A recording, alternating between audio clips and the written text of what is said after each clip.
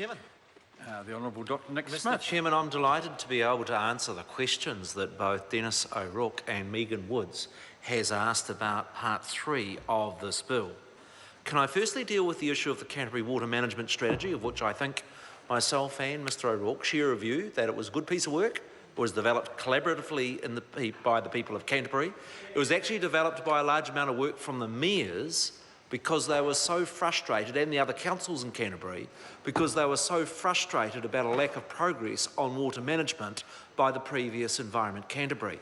But here's the key point that Mr O'Rourke has missed. The Canterbury Water Management Strategy has no legal status. You can have a strategy, sure, you can have a strategy, but it has absolutely no legal effect unless it is recognised in law.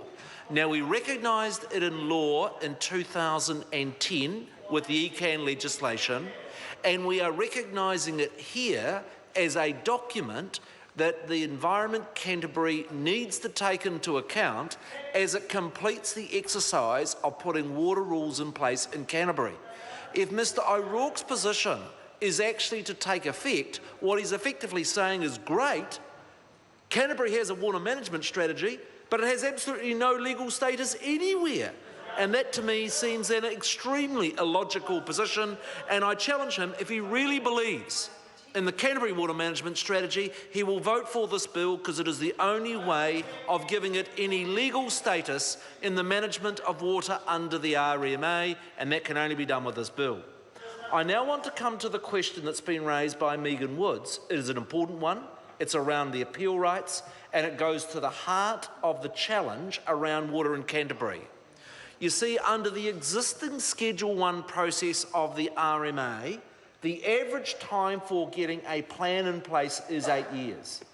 Actually, in the water area, it's been even longer than that, more like 15 years. And here's the challenge for the Parliament.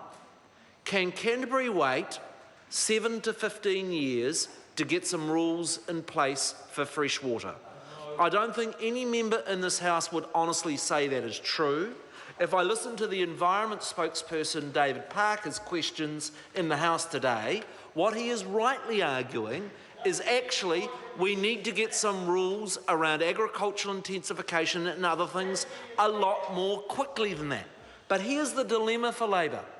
They cannot argue in one breath, we cannot have any change in the process of submissions, of cross-submissions and appeals on putting water plans in place. You cannot have that position and simultaneously argue that you want to get some progress urgently made on getting some constraints and some rules on the water pollution issues in a region like Canterbury. And that is why, and this is the hybrid, and I openly say to the Parliament, it is a hybrid. We want to be able to appoint people with judicial skills onto Environment Canterbury over the next 3 years. I pay absolute tribute in this Parliament to the work of Environment Canterbury Commissioner Peter Skelton, one of New Zealand's most experienced Environment Court judges. We appointed him onto the Commission so that we could have a hybrid process of both judicial rights, additional skills and other skills in a single-step process. That is, what we are doing with this bill quite deliberately, I say to Megan Woods, is that we do not have time in Canterbury to have the long Schedule 1 process to get not just the Natural Resources Plan, which the Commissioners have done, but the specific rules for each of the catchments of Canterbury. And the best way we believe to do that is to have a hybrid process, not have appeals to the Environment Court, but ensure that you've got people like Peter Skelton on the process of setting those rules regions by region so we can actually get the rules in place.